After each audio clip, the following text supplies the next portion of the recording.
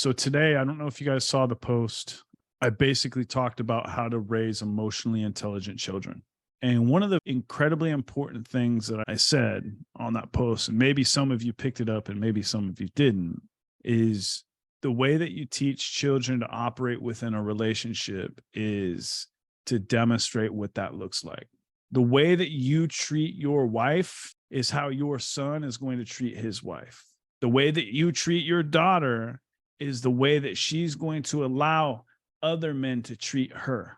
That's a fact. The way your daughter sees you treat her mom is exactly what she's going to look for in terms of the man that she goes and finds. Think about that. How do we raise emotionally intelligent, healthy kids who understand self-respect, boundaries, etc.? Well, the way that we do that is by showing them. We show our kids what it looks like to love, appreciate, accept their mom, right? Give her that unconditional acceptance and safety. Make her feel loved, make her feel appreciated, respect her. You think about how many times you raise your voice to your wife. Imagine what your kids see when you do that, what they think when you do that. On the other hand, women, it's also incredibly important that you show your children what it looks like to honor your husband, accept his leadership, respect him. Notice how I didn't say anything about love. She can love me all she wants. If she does not respect me, she does not have a space underneath my roof. We don't need love. That is a myth. What a man wants is respect, loyalty. He wants to feel appreciated and honored. And in exchange for that respect and that loyalty, he loves her, makes her feel safe and accepted and secure. Okay. So that's what I talked about on today's post. So Kurt, he said, I saw an email stating how to raise emotionally stable kids, and I agree with it 100%. But what if the mother isn't involved in the kids' life and you're 100% single dad like me? Do children actually need a mother in their life to be emotionally fit, or don't they? This is actually a tough question. We're actually going to go with the study here first. What do you guys think is the greatest influencing factor of a children's ability to fit into society and be successful? Steve Polk, any guesses? Having a father present in the home. Having a father present in the home. The relationship that you have with your children as a father is the greatest influence on their ability to be functioning members of society. So from that perspective, I know that Kurt was asking, is the mom necessary? I'm not going to say yes or no. I don't think that I'm qualified to answer that question. What I do know is that a father is absolutely necessary. Now, I'm not saying that moms don't have the ability or the capacity to raise young children and have them grow up and be successful. But looking at the statistics, children who grow up with present fathers have a much greater chance. Some of the negative outcomes that have been associated with being raised in fatherless homes include lower educational achievement. Children from fatherless homes are more likely to drop out of school and less likely to achieve high educational attainment. Behavioral problems, higher incidence of behavioral issues among children from fatherless homes. This can include increased rates of delinquency and substance abuse, drug addiction. Economic disadvantages. Children in fatherless homes are more likely to experience poverty and economic hardship, mental health issues, higher rates of depression, anxiety, and other mental health issues have been noted amongst children raised in fatherless homes. Teen pregnancies. Girls raised without a father are more likely to experience teen pregnancy. The list goes on. So I may not be able to speak to whether or not a woman is absolutely necessary in order to raise healthy children, but what I do know is a father is absolutely necessary.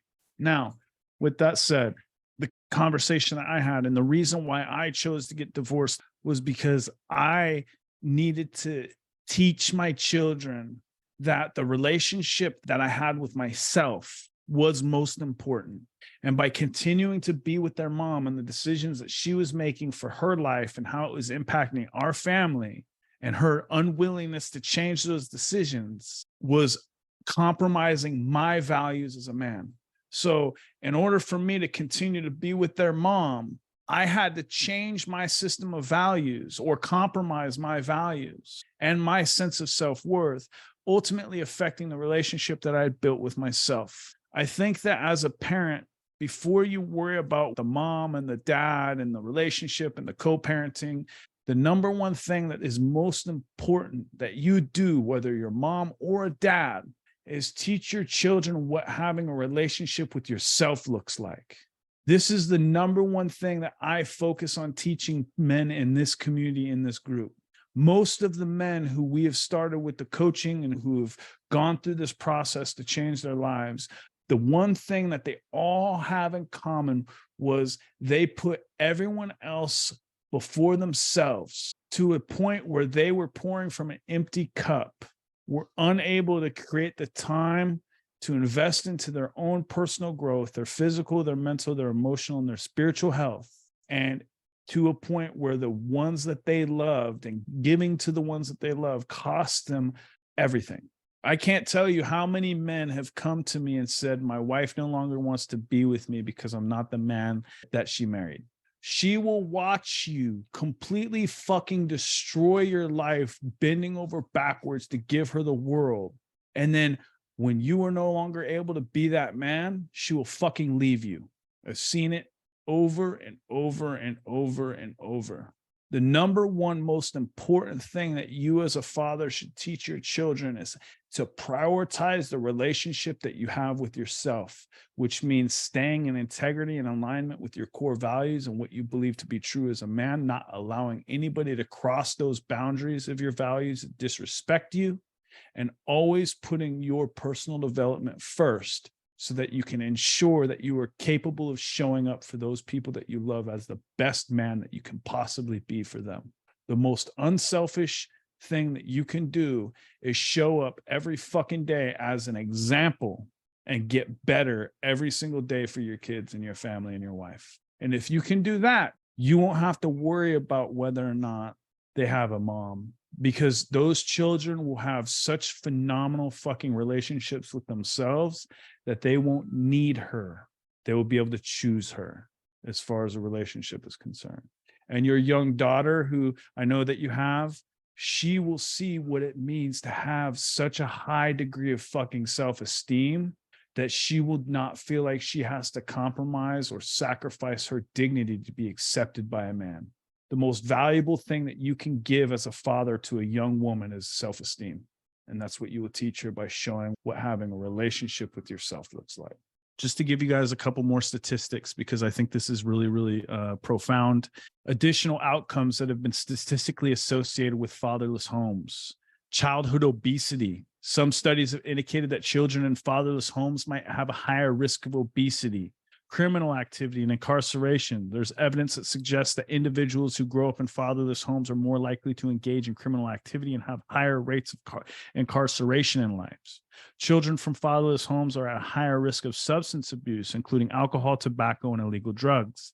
Children raised without a father present may have lower self-esteem and face difficulties in social interactions. Some research has suggested that children in fatherless homes may have poorer physical health in general and may be at higher risk for the development of chronic conditions such as asthma. This is legit, right? Like, individuals raised in fatherless homes sometimes face challenges in forming stable romantic relationships and are more likely to experience divorce or separation as adults.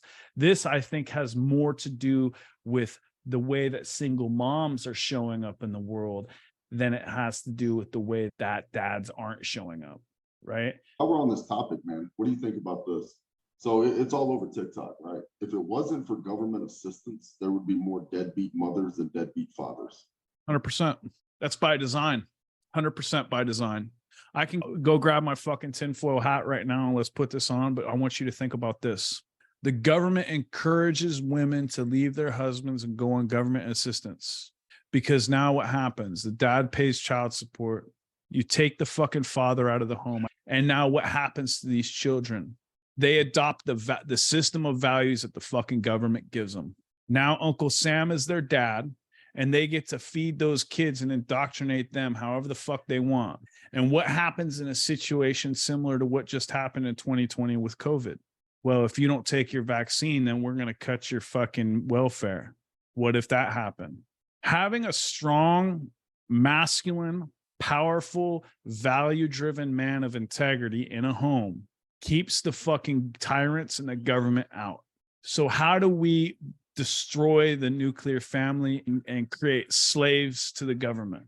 The very first thing that we have to do is get the father out of the home. The second thing that we need to do is get God out of the home. The third thing that we need to do is make them reliant. And then the fourth thing that we need to do is make sure that they just have barely enough to get by so they stay poor in perpetuity. Then when it comes time to control them, you can buy their votes, you can influence their decisions, and you can put them into a place where now you've basically enabled the mega rich to continue to be mega rich. So how do we break this cycle? Here's how we break this cycle. You, as a man, stop fucking feeding into the bullshit.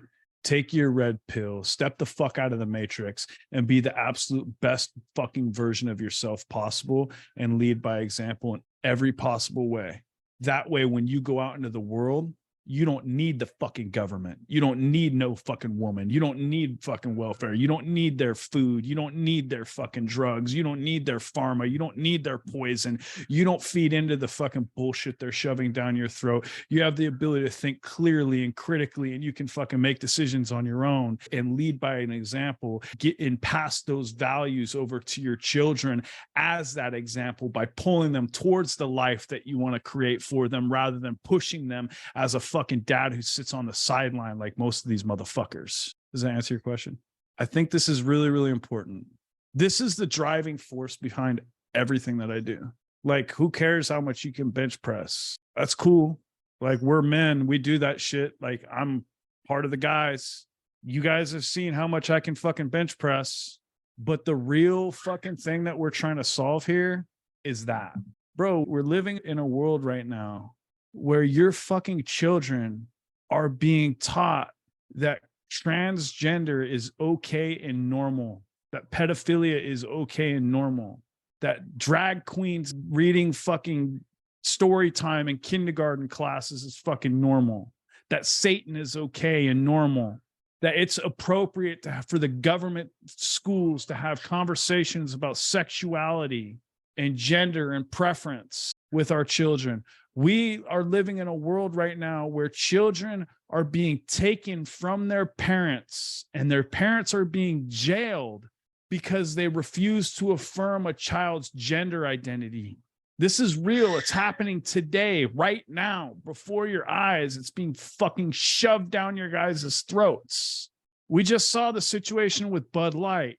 We saw the situation with Target. We saw the situation with North Face. We're seeing the situation everywhere we go. People are being canceled. And I'm here to tell you that doing nothing about it is accepting it. Your life is dictated by one thing. That's what you tolerate. The number one determining factor of your success is 100% what you tolerate. This is exactly why I talk so much about, as men, it's incredibly important to create fucking boundaries. So going back to this conversation of the fucking rainbow being shoved down your throat, you're tolerating it. You may not like it. You may not agree with it, but you're tolerating it.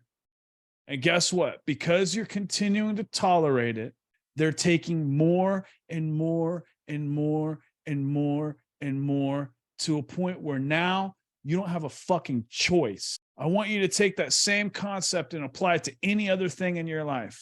What would you do if you worked for a job for 10 years, on time, every day, showed up, made that company fucking buku amounts of millions of dollars, and then you were late one day and your boss fucking came in screaming at you? What would you do? Most of you would be like, I'm sorry. Won't happen again, sir. What did you just do by allowing that motherfucker to raise his voice to you? You encouraged it, right? Every time your wife nags you, every time she disrespects you, every time she undermines you, the list goes on, and you tolerate it, what are you doing? You're encouraging it. You're telling her that's okay, that you can do that. So keep doing it. Every single time your kid backtalks you, every single time they fail to clean their room, every time they fail to do their homework, every time they disrespect you in your home, every time that they fucking disrespect their mom in front of you and you tolerate it, what are you teaching that kid? It's okay to do that. You need to be harder on them than the world will be, because the world doesn't fucking care about them. And so if you're not harder on your kids and you don't raise your standards and you tolerate lower, guess what's going to happen? They're going to go into the world and it's going to fucking chew them up and it's going to spit them out. Going back to what you tolerate. I get a lot of guys, and we actually have one on here. I'm a fast food eating couch potato that can't even do a pull-up. You tolerate that. It's not about motivation. It's not about discipline. It's not about anything other than the fact that you wake up in the fucking morning and that's what you tolerate. So what you're doing is you're telling yourself it's okay that you're a fat, lazy couch potato who sits around and does nothing. You're tolerating a lesser version of yourself, which is exactly why you are that lesser version of yourself. Stop tolerating it, bro. And I'm going to tell you right now, I'm just going to warn you, when you start creating these fucking very firm boundaries where you no longer tolerate shit in your life, it's going to create waves. Because the second you fucking give somebody this much, they'll take a mile, and you tolerate it. Now, guess what? That's the new standard. And that's a hard pill to swallow. And that means that you have to have a lot of fucking hard conversations and a lot of awkward conversations, and people aren't going to fucking like you. And you're going to go through a period of time where some of the relationships that you thought were valuable in your life are going to suddenly dwindle. They're going to go away, or they're going to move on. But you're going to very quickly realize that the quality of your life and the progress that you're making and the success that you're creating and the man that you become very quickly comes to fruition, because you're no longer associating with motherfuckers that force you to negotiate your standards. We don't negotiate. This is your life. Stop tolerating less. I would make the argument that your success is 100% dictated by what you tolerate.